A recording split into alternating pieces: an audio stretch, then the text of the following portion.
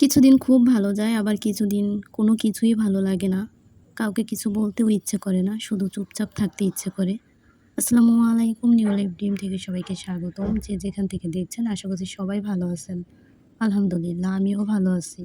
আমার যে সকল আপুরা ভিডিওটি দেখা শুরু করে দিয়েছেন, ছোট্ট একটা লাইক দিয়ে ভিডিওটি কন্টিনিউ করবেন।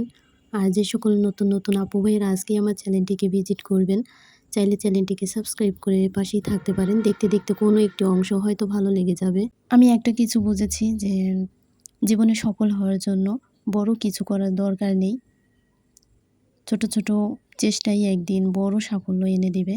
যখনই বৃষ্টি শুরু হয়, কয়েক মিনিট বৃষ্টি দেখতে দেখতে কয়েক ঘন্টা অনেক সময় কাটিয়ে দিই। এদিকে দেখি যে রান্নার সময় শেষ হয়ে যাচ্ছে। তো দ্রুত হচ্ছে বৃষ্টি দেখা ছেড়ে রান্না করতে চলে আসছি।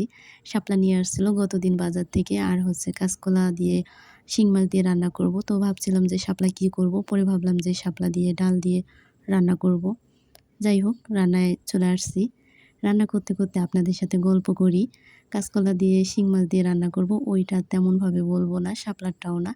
কারণ কি, আমি হচ্ছে তেমন রেসিপি পারি না। আপনাদের শিখিয়ে কী হবে বলেন? কারণ আমি জানি আপনারা সেরা সেরা রাঁধুনি। আমার তো আর আপনাদেরকে শেখানোর কিছু নেই, বরং আপনাদের কাছ থেকে আমি শিখবো, তাই না?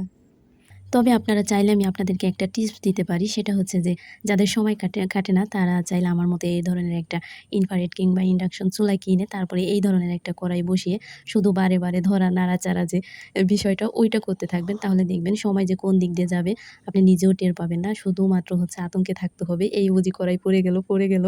তাহলে আর এর কথা ওর কাছে যেয়ে লাগালাগির কোনো সময়ই পাবেন না। কি বলেন?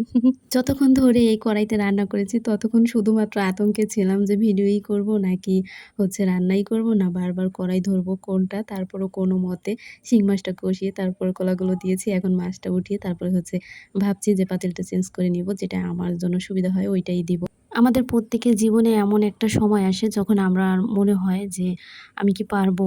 আমার দ্বারা কি সম্ভব? তখন দেখা যায় কি আমরা আমাদের নিজেদের উপরেই বিশ্বাস হারিয়ে ফেলি, যেটা আমি হচ্ছে বারবার করি। এই যে আপনাদের লাইক, কমেন্ট, ভিউ না দেখে আমি হচ্ছে যে অনেকদিন যাবৎ কোনো ভিডিও রাগ করে দেইনি। আর তারপরে দেখি কি যে আমার রাগ তো আমার রাগের জায়গায় রয়ে গেল। কেউ তো এসে বলল না যে কেন হচ্ছে যে রাগ করে আছো? তারপরে ভাবলাম যে না, বসে থাকা যাবে না।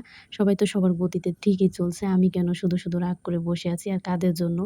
কেই বা? কিছু কিছু রাগ তো সব জায়গায় চলে না। রাগ তো সবার সাথে দেখানোও যায় না। তারপরে এই যে আবার নতুন করে শুরু করলাম যে হ্যাঁ, আমি পারবো। সবাই যেহেতু পারছে, একটু একটু করে চলছে, তাহলে আমারটাও হবে ইনশাআল্লাহ। তরকারিটা রান্না শেষ করেছি। এখন হচ্ছে ডালটা বসিয়ে দিয়েছি। আর ডালটা বসিয়ে তার মধ্যে হচ্ছে কাঁচামরিচ আর রসুন দিয়ে আর এখন হচ্ছে পানি দিয়ে দিলাম। আমি হচ্ছে ডালটা পরে বাগার দিব। তো আমাদের আঞ্চলিক ভাষায় যে বাগার বলে ওইটাই।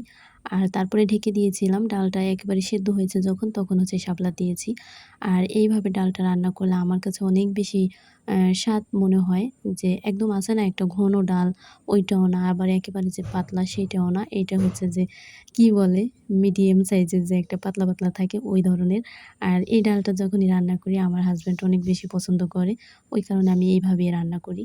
আর শাপলাটা দেওয়ার পরে শাপলাটাও হচ্ছে যখন দেখেছি যে সেদ্ধ হয়ে গিয়েছে আর ডালের ঝোলটা যেই পরিমাণে আমার রাখার প্রয়োজন ছিল আমি ওই পরিমাণে রেখে নামিয়ে এখন হচ্ছে রসুন ভালো করে ভেজে তারপরে হচ্ছে যে এর মধ্যে জিরা দিব, পেঁয়াজ দিয়ে ভেজে দিয়ে দিব।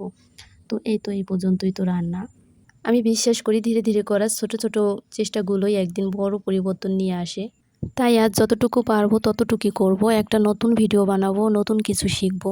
এইভাবেই হচ্ছে আমাদের প্রতিনিয়ত করে যেতে হবে। নিজের ভুল থেকে নতুন করে শিখবো। আর যদি কখনো ক্লান্ত হয়ে যায় তাহলে একটু বিশ্রাম নেব। এটাই এখন থেকে ভেবে নিতে হবে। আর এটা দিয়েই শুরু করব ইনশাআল্লাহ।